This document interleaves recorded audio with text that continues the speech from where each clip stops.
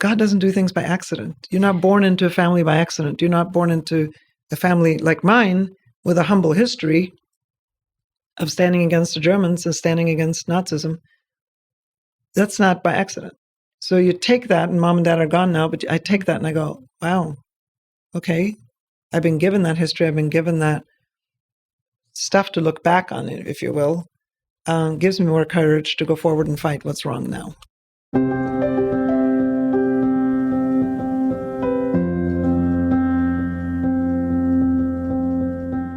Welcome to Matters of Soul Importance, where we dive deeply into topics of both earthly and eternal consequence. I'm Roxanne Solonen, faith columnist and features writer for The Forum, author and speaker. In this episode, I ask North Dakota Senator Janne Myrdal, what does a story of courage during World War II have to do with being pro-life? And I have to admit right off that I've corrected this title from its original, what does a love story during World War II have to do with being pro-life? Because some of the details of Janne's story that I heard years ago were kind of changed around in my mind a little bit. So during the course of our interview, she corrected that for me. Anyway, some years ago, I heard her speak at a Cupcakes for Life event at my children's school to raise money for students to attend the March for Life event in Washington, D.C. And though I don't remember all the details, I just remember that the story was captivating. And so whenever I see her being criticized in the media, I've always kept in mind this powerful account that she gave, connecting her past to her present pro-life convictions and how it related to World War II and her family. The good heart I've experienced in her on many occasions has made me pause when I've seen her being criticized, and I've wanted to give her a chance to share her story again and illuminate what her life's pursuits have been about at bottom, including why she has chosen politics as one way, only one though, to live out her faith.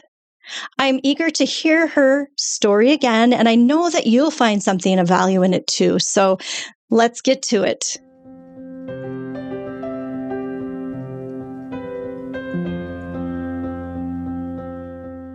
Well, thanks so much, Senator Myrdal, or can I call you Janne today? Is that okay? Do. We're not in the Capitol. Yeah, that's kind of how I was introduced to you by our friend, Father Charles LaCroix. I don't know if he'll hear this, but I'll probably send a link to him. Oh, he's my favorite. Yeah, he was the one. And and by the way, I love the name Janne, Janne. That's just a cool name. My mom's name is Jane. I don't know if that's the equivalent in Norwegian. No, it isn't. We have Jane in Norwegian too, but then Janne. Okay. And of course, anytime I go to like a coffee place, what's your name? I go Jane, because I'm not going to meet him again. You say Janne, and you have to like, how do you spell that? And so right. we'll stick with. Okay. Yes. No, it's a really cool name though. But so Father Charles had a huge heart for pro-life issues. He was just this on fire, charismatic priest, and he was really good at being a bridge too between the different faith denominations and really getting kids fired up about it. We really miss him. And he was just, So, and then the two of us have both been, I guess, vocal in the public eye in different ways. And I think through that, one time my husband put it this way, he said, Roxanne, you're a lightning rod That's funny. My husband called me that too. Really? So we have a sisterhood right there. Yes, absolutely. Oh my goodness. That's funny. But that really helped me because it made me realize, it's not just about me. You know what I mean? It's not just me. It's just like, but the truths and the opinions that I have and what I've, gleaned from my faith in Christ through the years, which, obviously I don't know, I'm not as wise as God, but he's given me little glimpses and I want to communicate that with the world. It's so important. And I think more and more. And so I'm not saying I know it all. I'm just a humble little servant, but sometimes, Christ promised us that we would be tested and crucified, I guess, in little ways. And I think you have been. And I don't want to be a victim. I'm not. No, I'm with that. you. Absolutely not. Yeah. But you, I just have to thank you for all you do. I know that you're writing, you're speaking up, you being there with the women in crisis are respected by most North Dakotans. There's certainly voices against what you stand for and what I stand for, but we have to speak truth in the public square. And that's what it comes down to. Well, and another thing we share, Janne, is we're both mothers. And even though I was pro-life before becoming a mother, it really drilled it down for me when I had my own children and also a miscarriage, which that baby was real to me and I believe is in heaven and a guiding light for our whole family. And so those things, even though I have not experienced abortion, I have experienced the loss of a child and how deeply felt that is, but also how God can heal and bring beauty to, when we experience suffering. And so, anyway, that's kind of how our paths have crossed. Now I know many in our area know that you're a political person, but do they know you at the heart level? I kind of was introduced to you a little bit at the heart level when you spoke at an event at our school. And so I don't know.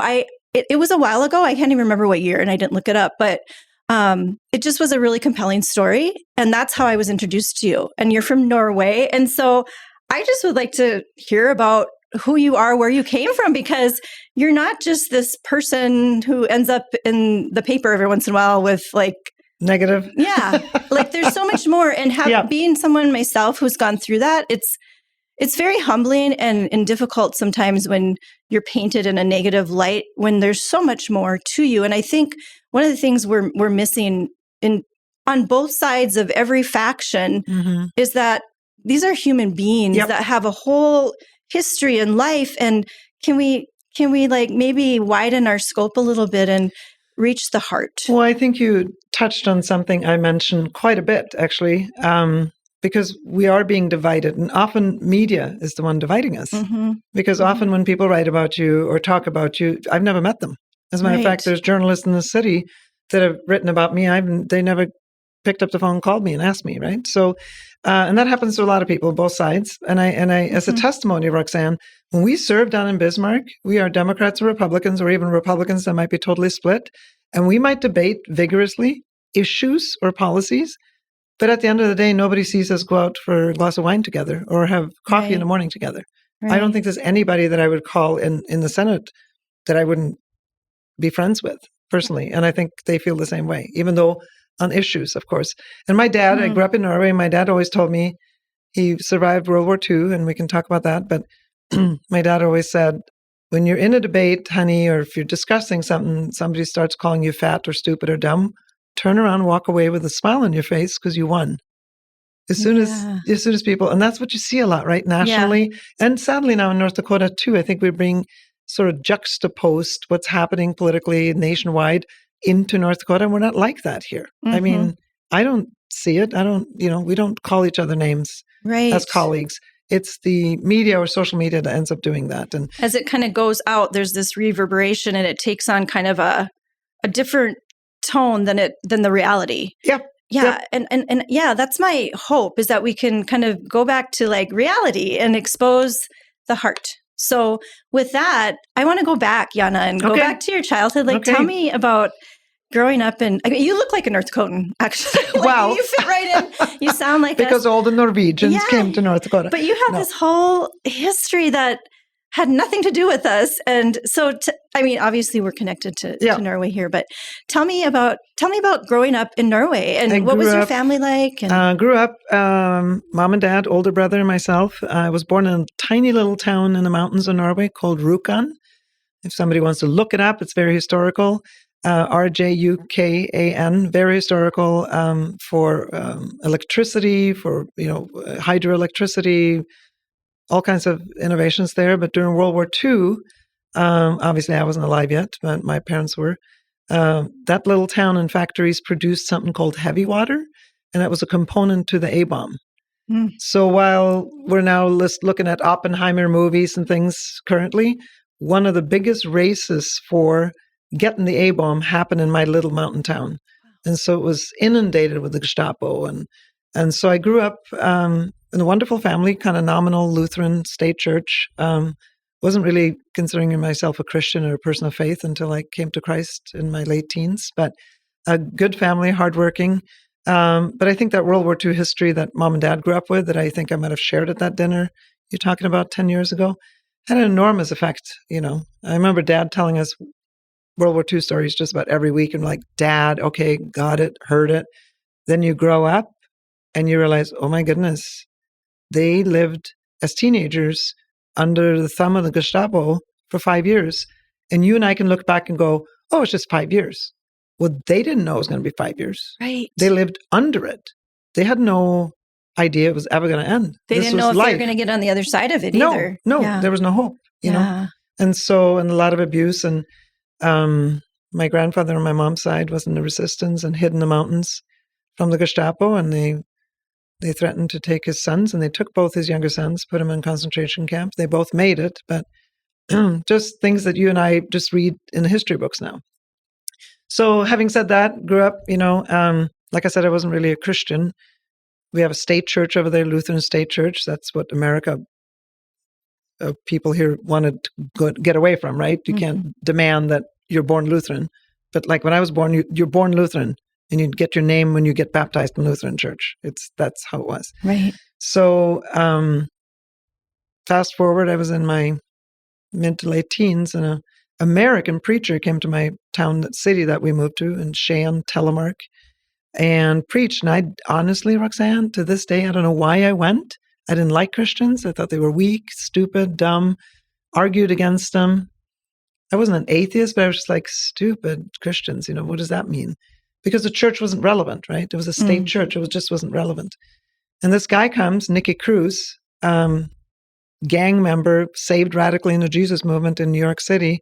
He came and preached, and I remember going and walking up to the altar call. And that was just a pivot change in my life. So I think the Lord just kind of came down and said, hey, sweetheart, don't fight me. You know. 2 questions. One, how old were you? And then I want to go back to the love story that I promised. Oh, yeah. The love story. Okay. Yes, yeah. How old were you when you had that conversion experience? About 16, I think. Okay. So really a formative age. So yeah, very. Okay. Very. So now to the love story, just to make sure we cover that.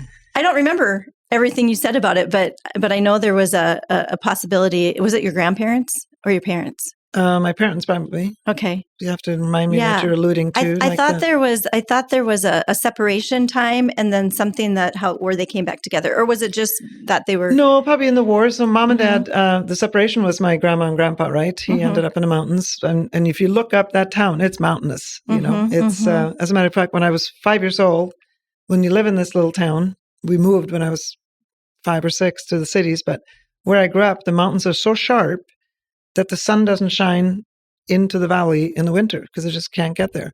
So I went to kindergarten on top of the mountain, took a cable card up there.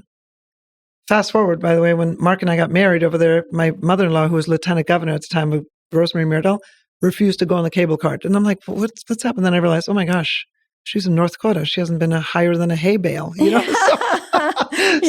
So anyway, but they took our 5-year-olds up the mountain in a cable cart to sit outside in the snow and to get vitamin D. Isn't that crazy? Yeah. So it was my grandma and grandpa that was separated during the war. Okay. And got back together and had a strong, wonderful life together. But mom and dad didn't know each other during the war. They were, 15 and 12 when the war started. But their families sort of crisscrossed when we look back now. Dad kind of came from the wrong side of the tracks, and mom was from the right side of the tracks, kind of more famous family. My grandfather actually became mayor. The king wrote him from England and said, would you take over the city until we can rebuild, you know? But they met shortly after that, and their stories from the war as children are very different. My dad was the poor side, so he was beat up, just walking home one day, skinny, cross-eyed, starving kid. About 16, he was walking home to his house, and this German commandant and his 11 soldiers just decided to beat him up. And mom was the other side where the Gestapo was at her house all the time, turning it upside down. And I think one of the stories that you might have heard was my mom was walking home from school, and they were taught during the war, don't trust anybody, not your pastor, not your priest, not your teacher, not the baker, nobody. Like you couldn't trust anybody. She was walking home from school one day. Her name was Kirsten, and a friend of her brother's came running up to her and shook her and said, Kirsten, the Gestapo is at your house. Where's your brother? They're trying to take him hostage. And she lied. She goes, I don't know. He swore, like, damn it, like mad at her and said, no, I don't know. Well, she did know. She went and found him, told him, Gestapo's at the house. They're waiting for you. He hugged her like 4 blocks from the house, took a pair of skis, head up to the mountains and skied to Sweden. Wow. Now that would be like from here skiing to, I don't know, Iowa. Okay. You know, whatever. Okay. I mean, it's Wow. not, Yeah. And she went home that night, beautiful blonde, 14-year-old probably by then, gorgeous. Gestapo was there till like 2 a.m, and they would play with her hair and say, "Oh, you're a beautiful Aryan girl," you know, not knowing that she's the one who'd warned her brother and would be shot on the spot if they'd found out. So those kind of stories I grew up with, which translates now, the love that they had for their common man, the care that they had for the little ones, the protection they eventually tried to give to the Jews, amongst others. Isn't that what we're doing now, Roxanne, with the moms and the unborn? I mean, there's a correlation there in history, because you and I can't look back and go, what would I have done? Right. Like if I was a neighbor of a Jew in 1943, what would I have done? I can't answer that. I wasn't there. But what are you doing now? Right. What is the crisis we have now? What is the Holocaust, if you will, we have now? What is it that surrounds us now that God is saying, I will give you grace, Janne, to do this now? But that heritage and history flavors that, right? Yeah. I mean, we're all affected by it. And I think God doesn't do things by accident. You're not born into a family by accident. You're not born into a family like mine with a humble history of standing against the Germans and standing against Nazism. That's not by accident. Right. So you take that, and mom and dad are gone now, but I take that and I go, wow, okay, I've been given that history. I've been given that stuff to look back on, if you will. Gives me more courage to go forward and fight what's wrong now. Let me ask real quick. He went to Sweden, and then they were reunited, right?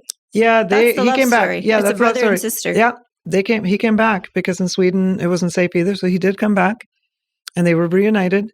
And then he got caught and got put in concentration camp in northern Norway. He escaped. Okay. Then he got caught again. I mean, this guy, my uncle, just died a few years ago, and he didn't talk about it hardly at all until in his 90s. But I mean, talk about courage. And mom knew he was safe, right? She was the youngest. They had an older brother that ended up being a pilot for the British. Lots of stories there. I should write it down someday. But yes. Meanwhile, my dad was forced to working for the Germans in the factory.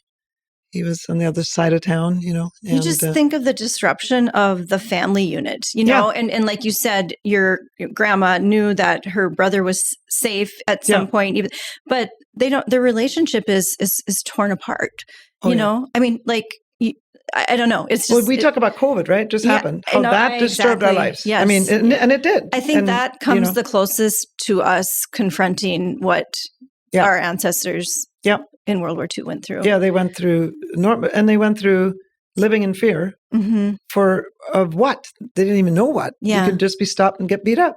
Right. So fast forward, my dad, the day of peace, May 8th, 1945, he's told me the story. He said he got a little gun from the mountains, you know, and there was peace.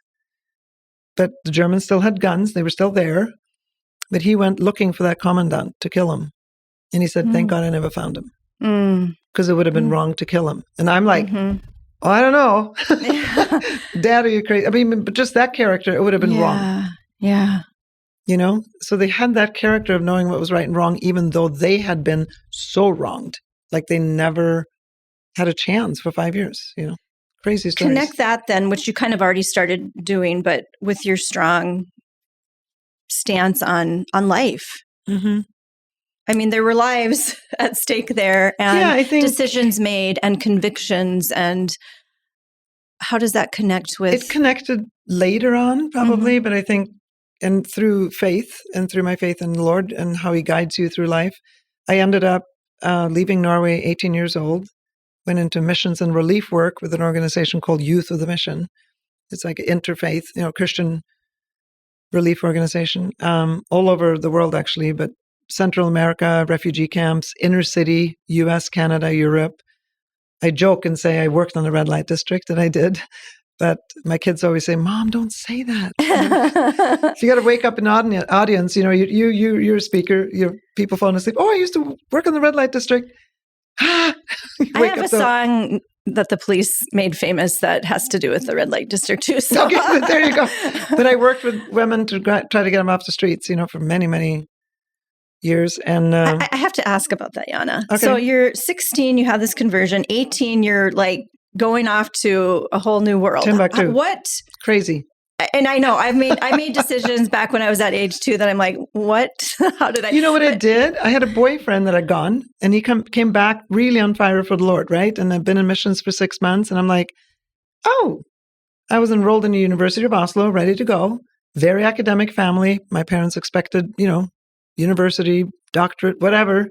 My brother ended up being a medical doctor, older than me. And I thought, no, I'm just going to go give it 1 year before you're in debt, before you're, so I'm just going to go 1 year. My dad wasn't too happy. Mm-hmm. So I flew over to England to start and then later to the U.S. And I'm thinking, what am I doing? Well, that 1 year turned into 12. Wow. I wouldn't trade it for anything. I wouldn't trade it for a paper that says I'm smart or not smart or whatever. Yeah. I mean, do I wish I could have gone to college, university? Absolutely. But the Lord took me a different route. And a real life education. No kidding. Yeah. Learned so much more. And I think every kid should do it. But my parents, I would come home once every year, a year and a half. And my dad is like, what are you going to do with your life? Blah, blah, blah. But a good Norwegian dad, he would never say, I'm proud of you. I can't believe you're doing all this wonderful stuff. But as soon as I left, he'd be telling his friends, oh, she's a missionary, she's doing really good work. But he couldn't tell me. Right. That's Norwegian. You can't compliment anybody. Right. So, can you share a little bit about some of those experiences and some that kind of stand out that were formative maybe? I think I'm trying to think where it was. What city? Could have been Toronto or something. We're on the red light district. We always went guy, girl, guy, girl. You go out there at 11 at night and try to get time to talk to these girls, right? Mm-hmm. And there's pimps there and they're obviously threatened and mad. And so this young man I was with, he pulled out, I think it was $60. And we didn't have a lot of money, right? He said, I'm going to pay the pimp for an hour with this girl. And I'm like, what? Like, no, I just want to sit and talk to her on the curb. So he did, because he had a heart for this girl we had seen over and over again. One of the most popular, got picked up all the time. It's a horrible scene, And it's a lot of sex trafficking, obviously. And he went to the pimp and said, I'm giving you money for an hour. And the pimp couldn't deny that, right? So he asked the girl to come. So I sat there too. And this girl bawled her head off as he shared the Lord with her. And he said, no man has ever wanted to talk to me, So that gives you the reality of sex trafficking, the reality of what these girls are going through, and the warped, horrible life that they've been submitted to. And none of them wanted to be there. I never met one that wanted to be there. Mm-hmm. But they're caught, right? And so that's one of the most remarkable testimonies of being not just a mouth or speaking God's word, but actually a hand of Christ to somebody. I'll sit and talk to you on the curb. I'll never forget that young man doing that. What happened to her? Roxanne, I don't know. I don't know what happened to a lot of them because, we moved on after so many months and whatever, but that just gave me an insight. And she was also the one that told us that abortion was like a birth method, birth control thing. I think she'd had 6 of them. And I went, what? So I started getting introduced to how abortion was used. Okay. And how wrong that was. Okay. But I have to sidestep because I just cleaned up my mom and dad's house a few years ago. They passed away. And I found my high school backpack, and on it was a button. Back in the 70s, it was all buttons, It's so cool. It says no to abortion because there was a vote, national vote. And I can't remember that I argued that. But my friends from high school said, oh, yeah, you were nuts. You argued against abortion like crazy. Not as a Christian. Oh, interesting. So again, you see that scarlet thread of God working in your heart and your soul. And I think we need to wake up and recognize that. Yeah. That, no, I am broken and I'm sinful and I'm the weakest of the weak. And then you look and you go, wait a minute. I see God's grace there. I see the intent there. It's like he said, Roxanne, this is what I'm going to do. John, this is what I'm going to do. And if you just open your heart and cry out to him, he'll lead you that way and give you the strength to do it. So it's probably been woven in there, but working with those women. Another one in ministry, I think, was in Belize. We were digging out households for refugee camps there. Now, this is in the 80s, the Iran-Contra issue with all the wars, Nicaragua, El Salvador was going on. So we went down and all these families would take their children from Nicaragua, El Salvador, Guatemala, they were at risk, and they would walk them to the Mexican or Belize border and just tell them to go across to save their children. So we'd go with machetes through what was Belize then. Now it's a tourist trap kind of, but beautiful country. And we'd all of a sudden cut, and here's 6, 7 different tents or huts. And it would be a 14-year-old girl with all her siblings, and they didn't have any sanitation. And she would go into town for work. Well, imagine what that work was, what women do and have done through history to save their lives. Wow. And I remember one little boy was in there, and he was in a hammock. He's probably a year and a half, 2 years old maybe. And he had cut his toe really bad with a machete, and it was festering, gangrene. And they wouldn't take him in the hospital because he was, refugee. So I remember carrying him, and the local guys cutting into the hospital, and in Spanish saying, "You're taking him." And they're like, "Oh, gringa, sí, because we're Americano, whatever." And they took him, and they saved his foot, and we carried him back a couple of days later, and I don't know whatever happened to him. But all I can think of is, God saved that young man. Yeah. Where is he now? That's 30-some years ago. Wow. But you don't know. You just walk through life and do what is right, and then you're on the sidewalk. Yeah, that kind of is similar. Like, we try to follow through on the saves and things like that. But ultimately, like the baby that I got to hold that we helped save, I don't know now, don't. But we care about them. That's one of the things, as they say, we only care about living children. And so not true. Yeah. Just the survival and the will to live and just the situations people are in, that is so contrary to the abundant life that God wished for us. Yep. You saw it firsthand. And did it break your heart? I mean, how did you get out of that unscathed or with a strength that... that's the Lord, right? So yeah, it broke your heart sometimes. And sometimes you get mad at the ones that are causing it. I remember one pimp came up to me one time. She was a woman, a big, she, just massive, excuse me. And she was threatened by us being there. We'd been there for several weeks talking. And she just came to blankety blank me out. And she said, "Who do you work for? Who do you work for?" And she had 2 goons next to her. And I said, "I was a young Christian, Roxanne." So I just turned around and I said, "Who I work for is a lot bigger than you." And she literally jumped back. I'll never forget it. She'd just jump back. She goes, okay. And I'm thinking to myself now, as a more mature Christian, if you can call it, I wonder what she saw. Yeah. When I said that, it just was, I wasn't afraid. I was never afraid. That's what I was going to say. Just thinking about these situations, you coming from this small little place in Norway, and then you're put in those situations, crazy. How did you get the courage? I mean, were you scared? No, never. Now I look back and I go, "Oh my gosh, you idiot." Yeah. We had guerrilla soldiers come on our bus one time and machine guns. And no, but that's a principle I learned from an old missionary lady. She told me, she said, "You don't need the ticket until you get on the train." And she was talking about God's grace. You know how it says, "My grace is sufficient for you." I'm probably misquoting scripture, but we can't store it up like, I'm going to have this bank here and I'm going to put grace in it. And when I need it, I'll take it out. No, it doesn't work that way. I don't have grace for tomorrow. I don't have grace left over from yesterday. But if I need to get on the train tomorrow, and I'm talking metaphorically, I will have the grace to do that. He's promised us that. So either I believe that or I don't. That doesn't mean we don't go through hardship and suffering and weakness. But I never recall ever being fearful. There's something about youth. That too. That too. Crazy youth. Yeah. But also, what you're getting at here, I think, is the present moment and how God is only in the present. Yeah. He's not in the past. He's not in the future. I heard recently, anxiety is in the past, or anxiety is in the future. Depression is in the past. Oh, that's a good one. God is right here. You know, when we fixate on one or the other, we can go one of those 2 directions. But if we can just stay in here, God will supply the grace because He is in the now. And I just think that that's the key. And it's really hard for humans to stay in the now. Oh, we worry. We go 5 miles down the road tomorrow all the time, don't we?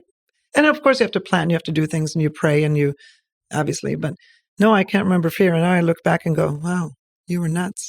And I didn't tell my parents half of it. Yeah. Never did. Yeah. Just because they would have not been very happy. So how does your husband, where did fit that into this picture? At what point? Oh my gosh, you have 2 days, 2 podcasts. It was a setup. So actually today, when we came in here, you met a good friend of mine outside. So this family grew up in North Dakota, poor family, the Ward family. So when I came to, I'm jumping all over, but when I came to the Lord in Norway, we didn't have a church to go to. We have Christian music, right? Some people recognize this from the Jesus movement, whatever. It was like Larry Norman, Barry McGuire. Hey, Cliff Richard, we'll throw him in there because Pat Boone, people know that. And then this group called, strange name, Second Chapter of Acts. They were the music we listened to as new Christians in Norway, guitar, peanuts, Coke, in somebody's park or whatever, hanging out. It's kind of like that 60s Jesus movement, even though it was 70s. I listened to all this music. So fast forward, I'm in missions, like I just told you about.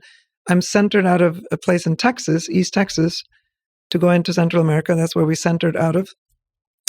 And I got to know this lady, lived nearby, had a racquetball court, started playing racquetball with her. And I, till this day, think God just blinded me because she's the songwriter. She was the Second Chapter of Acts. It was 2 sisters and a brother, very famous. I lived on their music. I can recite you every word, just about.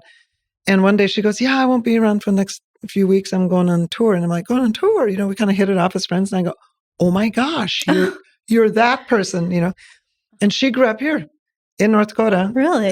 Dirt poor, 9 kids. She was the middle.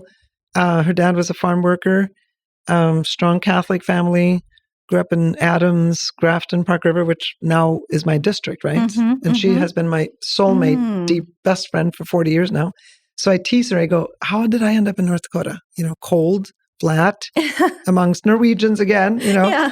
So anyway, I was skiing with her one time and her cousin said, oh my gosh, I know this guy in North Dakota. He's the tallest, strongest, richest farmer. Tall and strong, yes. Rich, I'm still looking for that part. Still trying to find that goal. That was just put in there as a little carrot. And she just had a feeling so she was coming here for class reunion. And she, can you come with? And I'm like, sure. And it was a setup. I met him, and 9 months later, we were married in Norway. Wow. How old were you each? I was 32. He was 40. Okay. None of us had any prior, marriages or children. So you'd gone through all that mission stuff and all of it. Yeah. And met this guy, and I moved to Timbuktu, flat, North Dakota, little house, No, I love it. But it's never envisioned myself being back in Norwegian country, right? So, but you got married over in Norway, okay, in an old church from like the 1400s. And what were your parents thinking at that point? She's going forever. Yeah. That was my mom, but they fell in love with Mark right away. Mark is the kindest, most giving, solid rock anybody could ever have. I couldn't do what I do without him. He is a rock. He's the opposite. I'm like all over the place. He's like solid. We need those guys. Men praying behind our backs. Yes, for sure. And you had 3 kids? 3 beautiful kids. And both boys are home farming, which shocked me, but we're farming. And my daughter is, 2 of my kids went to Liberty University. My daughter is doing a master's now online with them. And yeah. Okay. So we're not empty nesters. We were going to be. Yeah. And they all came home. Too. I know. Yeah. It's like, shoo. No. It's good. It's all good. And then ran for the Senate. Another crazy, not planned at all. Yeah. Anybody out there listening to this, if you plan for years to run for office, you probably shouldn't. Like if you go to school for political science, I'm going to be a politician. Wrong. Yeah. Don't do that. Yeah. Go out and live life. Yeah. And if God calls you to that arena, you better be ready for it. Yeah. Right? Well, this is a good place. I think we're going to break. Okay. And then we're going to come back and talk a little bit more about those politics and then also how God kind of enters into that realm. So we will be back after a break with more Matters of Soul Importance with Janne Myrdal.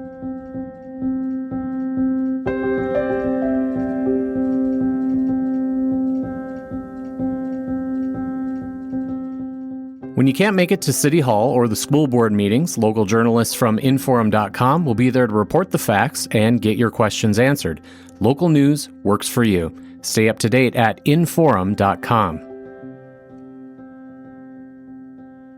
Welcome back to Matters of Soul Importance. We are talking with Janne Myrdal about her life, her Christian faith, and her background in Norway. And now we're moving into her politics, which is the way most people around our region know about her. And she's not always portrayed in the best light. So I want to give her a chance today to let her heart a little bit free and just get down to the real stuff. But first, let's talk a little bit about the politics, which we started talking about before the break. So how did that all happen? Like, Well, it like you said, it really happened. It wasn't planned at all. I did do some volunteer lobbying for the life issue. I was a state director for Concerned Women for America, which is the largest women's public policy organization in the nation. Wonderful. Also being portrayed over haters. I saw that recently. I know. I'm like, are you kidding? So that organization started about 40-some years ago now. Little old lady called Beverly LaHaye, shy pastor's wife, sitting in Minnesota or California at the time, maybe, and was watching the Equal Rights Amendment and some of the liberal feminists speaking on TV, and she just jumped up and said, "They're not speaking for me." And out of that came, Lord called her out of being little, like literally 4'11" and shy, and started something called prayer action chapters. Let's pray first, and then go to action on life, marriage, education, and some issues that they had heart for. So Concerned Women for America has grown fantastically, and they're a conservative policy organization that have certain things, pro-life being one of them, and that they advocate for. And they're all volunteers in the state level. I was a volunteer.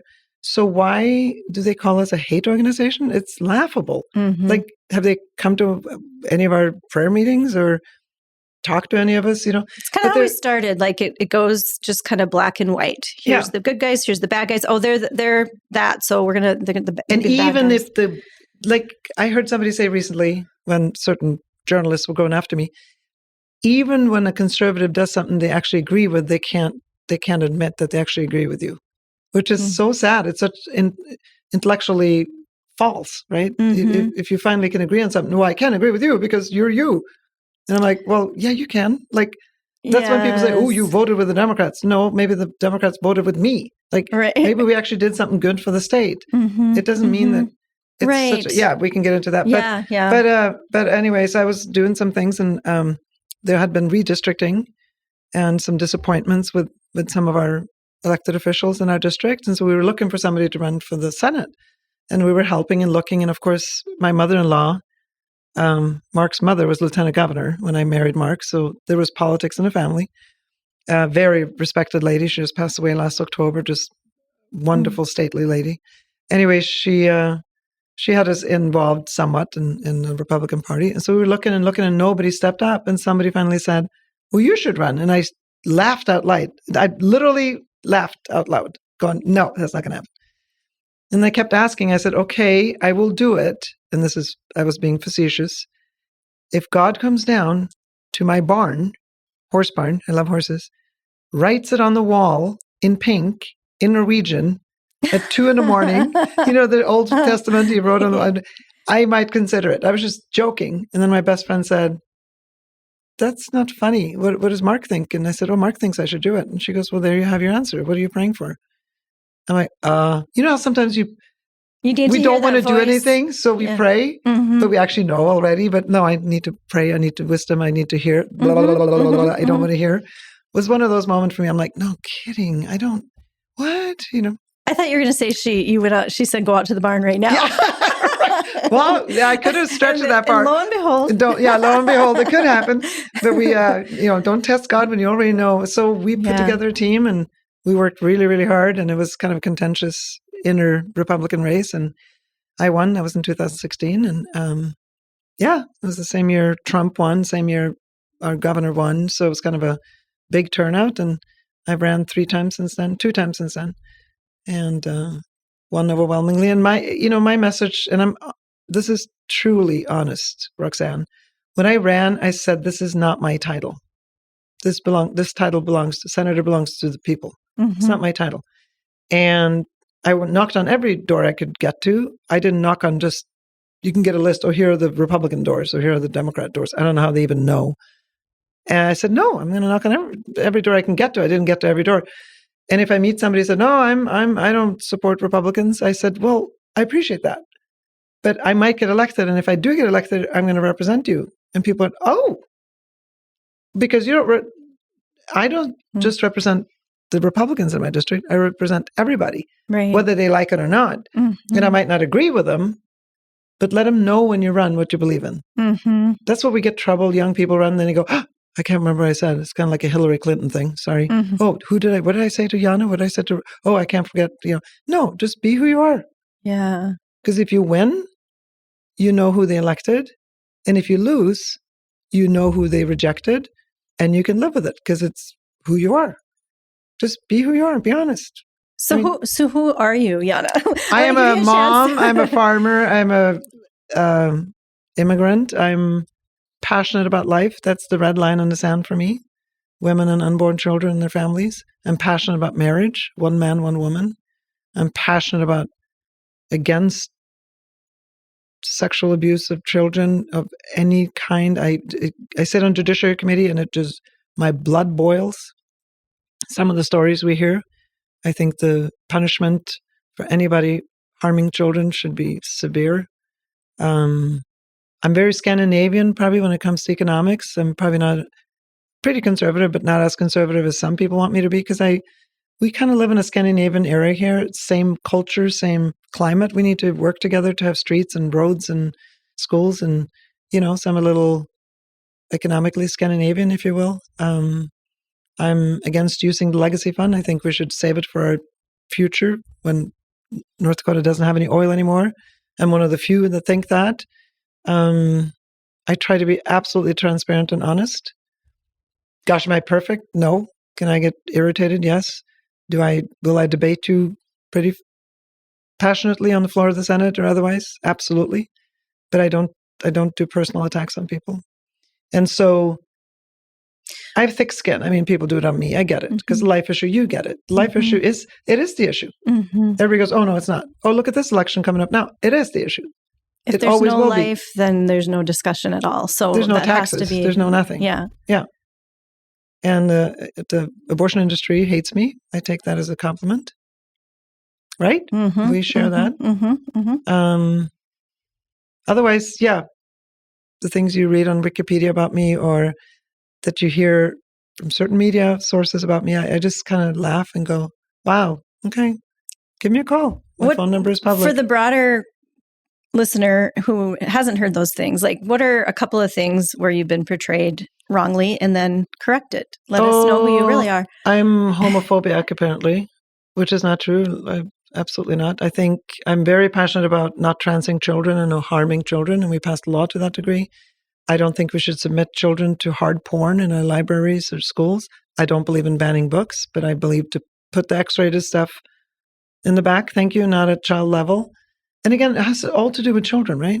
I mean, we sit in here, their brains aren't developed till they're like 23, but oh no, we can, do something when they're 8. No. And honestly, Roxanne, what I say often is, what happened? Let's go back up the river, metaphorically. Let's go back up to where the dike started leaking. And I'm talking metaphorically now. And are we willing to go all the way back to where the dike started leaking on marriage, on sexualizing women and children? I mean, you know it. I can list it, on transing children, on severe pornography, on sex trafficking. Somewhere the dike started cracking and we never fixed it. So now we're downstream trying to row upstream and we can't do it. We don't have enough power to do it. And we're not willing to say, no, a family unit is sacred. No, a mother staying home with her children. Not that everyone will, but again, now even saying that, oh my gosh, they're going to, she believes in long-haired women and barefoot with, 69 children behind it. No, but that is, everybody knows that's the core. And I remember saying to everyone the oil, on both sides. Yeah, everybody on both sides. And I think I used to tell the oil guys out west years ago before I was elected, I said, hey, if you guys think that God is going to continue to bless North Dakota, if we sacrifice our children, whether it's abortion or other, you're dreaming. And they're like, yeah, no, we know. So a lot of those leaders in North Dakota, a lot of the ones that aren't speaking up like I am, they're 100% with us. It's just not their lane to be the spokesperson. Right. So I'll take that. Yeah. And I'll take the heat. We'll be the lightning rod. Yeah, I'll be the lightning rod. I don't mind. I grew up in a Democratic family of teachers and a Catholic family. And it was, the Kennedys. My dad had like a bust, a wooden bust. That was, he grew up, at the end of the Great Depression, and it was a different world. Yep. And I think it would be different if he were alive today, I think, if you really asked him his convictions. But So I started that way, and that's kind of how I was too. When I think of the word conservative, I think of a thoughtful person standing in the middle of like near a runaway train. That's what I feel like. It's conservative to me is saying, wait a second, let's just think this through. Mm-hmm. To me, that's what conservative is. Yeah. I'm a thoughtful person, and it's kind of what you're describing. There's like this runaway train, and it's like, can we just pause? And I mean, now we're already, like you said, too far down the river, but we can still say, let's just slow down here. Yep. Like with everything, with euthanasia, with all the things that are the culture of death. Yeah. No, I agree. And I think what's sad about the Democrat Party now is that you're not allowed to be pro-life and Democrat anymore. I think we have a Fargo senator who is an elder statesman that I highly respect, but you're not allowed to anymore. The National Party has gone so far left that you can't find them, and you don't belong there. So what happened to those Reagan Democrats? They don't know where to go. They're homeless. By the way, going back, my family was union, heavy union. My dad was union. My mom was union, Labor Party. My great-grandfather, I found out, helped start the unions, labor unions in Norway. Very much so, because that was the right thing to do. Mm-hmm. And by the way, I think Kennedy now wouldn't have been a Democrat. Right. I mean, he was not that liberal, you know. So I think what we've seen is a great divide between sensible people, either Republican or Democrat, to say, okay, let's talk, let's look at this. Mm-hmm. Let's take the example of severe, horrific pornographic images that we found in children's sections in libraries in North Dakota. Those are state-paid institutions, schools. There's no denying they're there. And my question, you're book banning. No, my question is, why? What good does that do for this child to see? There was one of them who had a book when a 9-year-old was servicing her father. And it was graphic. I'm sorry to bring it up, but it was right there in our committee. And I go, can we have this conversation? No, we can't. That's what I was saying. Like, just to pause and have a thoughtful conversation, non-emotional, just like what's right. Oh no, we'll shut down. And I agree. My issues all come from children too. I think they've been very neglected. Yeah. And it's a truly tragedy. It's a tragedy. And they're young, they're little. Like, we are supposed to be their spokespersons. We are supposed to protect them. Yeah, exactly. That's what adults do. And now we're exposing them instead. So I don't know if you can go into the spiritual warfare element of all this. Sure. Like, absolutely. Like there is, and we're told, in scripture that it's not about the human beings as much as it is what's underneath. So, we definitely feel that on the sidewalk in front of the local abortuary. There's a whole other thing going on that we can't see. Yeah. And tell me a little bit about how you've kind of experienced that. Well, I think as Christians, no matter what arena you're called into, so I can speak from the political arena, of course, you're not fighting against flesh and blood. Like I said, in the Senate, I can look around and see many people who disagree with me on life or other things. But I care for them. I'm friends with them.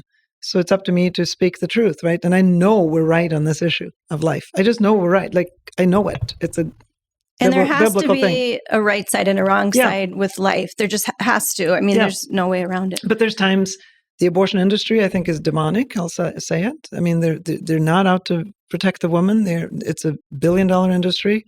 And if you look at, as a Christian, I look back and see the scripture says, you are my image on earth. God said, you're my image on earth. Well, satanic, demonic, they hate the womb, right? They hate, because we might be broken on earth, but we are his image on earth. He created us in his image. And so to destroy the child in the womb, or now starting to destroy it after the womb, we're trying to mix them up when they're 8, 10, 12, 14 years old, that they are not a man or a woman. It's child abuse. It's pure and simple, but it does the same thing. It destroys reproduction. Exactly. Yeah, this is going to cause extinction of the human race if it keeps going. It's ridiculous. And when I say that, people go, oh my gosh, you're a radical freak. I go, call me whatever you want. Just follow the logical line and, just think about it. Pause and think about where this is going to end. Yeah, exactly. And so are we going to sacrifice our own children for our own convenience, or are we not? Everybody knows his life. I think recently in Fargo here, they decided not to show the human development video. And Politico and New York Times, I can't remember who called me, even though I wasn't the main sponsor, but I did help with that bill. And I said, well, you don't have to show that video, but you have to show a video of human development. And a reporter said, well, how do you speak to those who are opposed? And I said, opposed to human development? And he goes, no, you know what I mean? I go, no. I was being, again, facetious with him. And I'm like, who opposed to human development? Like, let's logically think about this. And he kind of went, like this. And I go, who are you talking? And I go, oh, you're talking about Planned Parenthood. I said, they're opposed to all things life. But 99% of Americans aren't opposed to human development. So what's offensive here? Mm-hmm. Zero. Let's pause. What are you opposed to? You can't be opposed to human development. It's an educational tool. And we're not going to teach our kids about it? Yeah. What are you? And that's offensive. And now Fargo somehow, oh my gosh, one person complained and Planned Parenthood complained and they ran to the woods. Shame on them and shame on the parents in Fargo. Yeah. Where are the parents? Mm-hmm. Where are the Catholic, Lutheran, whatever? Mm-hmm. You don't want your children to learn about their own development, but you want them to learn about what? Mm-hmm. I mean, but see, again, we run. We don't want to be criticized. We don't want to. Parents show up at the school board, not mad, but say, hey, we want that video or a video. And by the way, if they don't show the video, they'll get defunded. So it's the law. Someone posted this morning, someone talking about the fact that, well, I'll preface it this way. There's some Christians now that are even buying into this thing that, that the baby isn't a baby. And there's, some people crazy. That call themselves Christians. Yeah. So he was kind of taking issue with that because Jesus was, we first were introduced to Jesus in the womb. Yeah. And he was living at the time. I mean, when Mary and Elizabeth met, he leaped. Yeah. John so, did. Yeah. So, Beautiful. Jesus introduced himself. He could have come lots of different ways, but he chose to come as a child, as a preborn, and what they would say now, fetus, which is also a Latin name for baby, by the way. So one of the top OBGYN doctors in Bismarck, when it came to this human development video, if it wasn't so sad, Roxanne, I would laugh. But she said she's an expert on difficult pregnancies and saving pregnancies and helping women get pregnant and stuff. And she literally said, well, don't humanize the fetus before 20 weeks. And I wanted to call her up and go, so as an OBGYN, I would put a sign outside, unless you're 21 weeks pregnant, don't come to me. Right. I mean, it's just a tumor scientist, or something. Yeah, you're a scientist who brags about being an expert on saving in utero, but don't come and see me. I mean, it's nothing. Again, the illogic. It's so sad. They're blinded. Yeah. They're so blinded. So So anyway, back to spiritual warfare. Every when we're in session, we have prayer. We have a prayer caucus. We're part of a prayer caucus. We have prayer members of our House and Senate meet every day, 3 or 4 together, sign up list and pray over the chambers and pray in our chambers. But North Dakota is good. We complain a lot, but we're doing good. And the leaders are good. Yes, we differ, we disagree. If I can tell anything to your listeners, please, if you have a question, if you read something bad about a lawmaker, call them up. Mm-hmm. Ask them face to face. I mean, if you heard something about me like crazy, you'd probably go, hey, Anna, we were just together last week. Did you really do this? Call me. I think we were called lesbian lovers a while ago. Yeah. Because I wrote about that there's a third way of if you're same-sex attracted, that you can, there's people out there that are choosing to be celibate. And so I just wrote about that, just letting people know that that's an option. How dare you? Yeah. And then they compared us and said we were, but anyway. I read before the convention, it was like, I was on the hit list for 10 days by a certain journalist that I've never talked to. And my husband goes, what did you do now? You're not even in session. I said, no, this week, all I've tried to do is get my horse pregnant and spring clean my house. And you can tell my nails are not looking good because I have farm nails right now. And all of a sudden, because they were worried about, I don't know, I would have influence on the convention. I don't know. It's laughable. Mm-hmm. It's laughable. They're like little boys in the sandbox that didn't get their favorite toy. So they throw a temper tantrum. Yeah. That's what I call those journalists. Yeah. It's crazy. It's crazy. I've been called not a real journalist by my fellow journalists too. Oh, great. So but it's okay. It's okay. So let's go to a positive. How do you encourage other Christians who are fearful, scared of being attacked, scared of being a lightning rod? Like, how can they get involved? And I mean, you kind of already said it, like speak out and be brave, but maybe just a little bit more, empowerment there as far as. Well, I think, I hear all the time, oh, you got such thick skin. And I go, no, I'm human. I might, but no, I mean, I just don't think we have a choice when it comes to some of these. As a Christian, and I might get a little harsh on that, but as a Christian, a follower of Christ, you have to be pro-life, but you can't just say you're pro-life. You have to act pro-life. So that might mean praying, but it probably means more than that. It might mean giving to build a center in Moorhead. They're trying to raise money for that center, pro-life center. It might mean joining 40 Days for Life. It might mean testifying on a bill, or writing a letter to the editor. Are you going to get a position? Well, the Lord promised us that. It's very clear in the Word. Mm-hmm. And I'm not saying victimhood at all, because I hate that. I'm like you. I'm not at all. Mm-mm. But you're going to get it. The Lord got it. Mm-hmm. Exactly. Who do we think we are? Yeah. So to me, if you're not willing to pay a price, a little bit of a price, and my kids have paid the price, but they're so much stronger for it. I'm sure your kids are too. Mm-hmm. Just stronger for your mom and dad taking a stand. Young people today, they look at politics as the most disgusting thing, probably. Toxic. Because toxic. It is. It has been. It has been. It's become that way. But it doesn't need to be if you're involved. I think I would like to see parents, especially, get on school boards. That 1 or 2 days a month to save your school and to keep kids going the right way. Do it. Yeah, you're going to get some backlash, but we have to get out of our comfort zone. We are so blessed in North Dakota. We're blessed financially. We're blessed with good families and communities, but we're letting us slip away if one radical Planned Parenthood action person can wipe out everything in a Fargo school district because they oppose it. What is that? Like, that's shocking to me. So maybe it's my DNA, but get involved.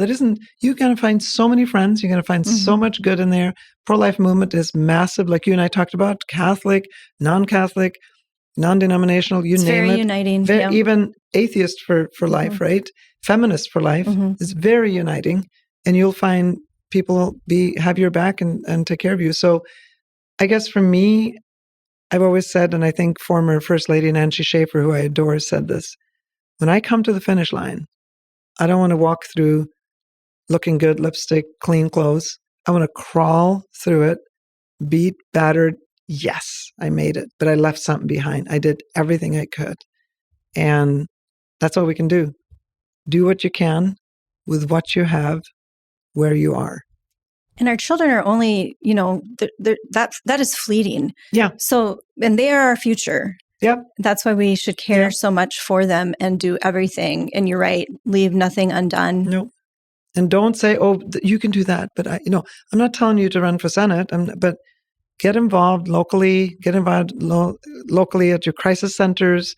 If life is your issue, get involved. If pornography in schools or whatever is, get involved, speak up, because there's more of you than there is of, quote unquote, them. But you better have your feet sunk into the Word of God, into good covering spiritually. You and I know that, whether it's the priest or your pastor or a Bible group or a home church, be covered in prayer, because it is a spiritual battle. When it comes to life and the life of our children, oh, you bet it is. The Old Testament was full of the same stuff. This isn't new. We've prayed for each other, Janne, and I'm so grateful for that.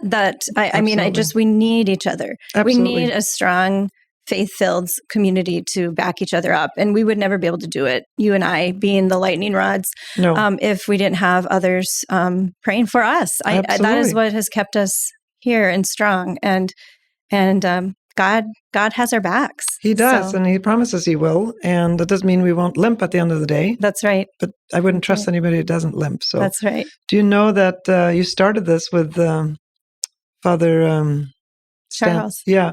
He's in my district now. Cavalier and Crystal, which is 5 miles from me. That's awesome. So we got him up there. I told him once, because you and I talk about being Catholic and non-Catholic. He told me once, one of the best compliments I ever had. He goes, Janne, he goes, I don't know how to say this, but you're the best non-Catholic Christian I've ever met. And I went, what? And I went, oh, that's a compliment.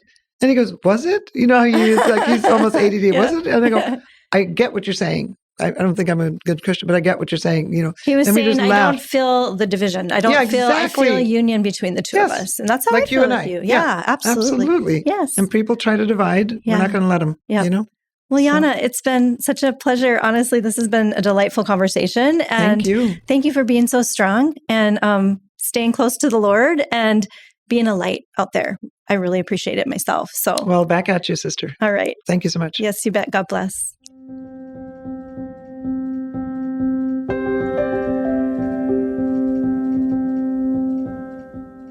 What does a story of courage during World War II have to do with being pro-life?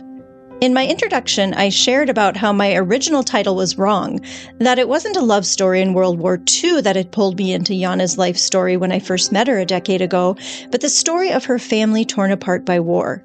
The story I had recalled most had to do with two siblings who'd been thrust apart and survived the war separately, in unique, silent hells.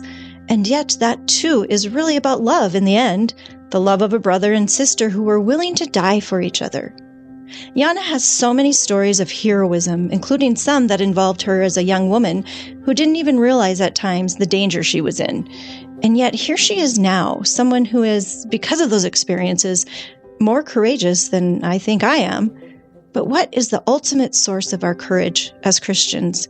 It is Christ himself, as Janne proposed. I especially love what she said about grace. You don't need the ticket until you get on the train, a missionary told her years ago. We can't store up grace, she said. I don't have grace for tomorrow or grace left over from yesterday, but if I need to get on the train tomorrow, I will have the grace to do that. From 2 Corinthians 12:9, my grace is sufficient for you, for my power is made perfect in weakness. I also like what Janne said about expending ourselves until the end. Specifically, I don't want to walk through life looking good with lipstick and clean clothes. I want to crawl through it, beaten and battered. Yes, I made it, but I left something behind. I did everything I could. I want to end with these words of Janne's. Do what you can with what you have, wherever you are. To that I'll add, let's expend our lives for our Lord who gave his life for us. I'll return in a couple of weeks to talk with Nancy Charles, who experienced a conversion to Christianity after a life of addiction and immersion in the LGBTQ+ lifestyle, to tackle the question, what is love? Until then, don't lose sight of the light.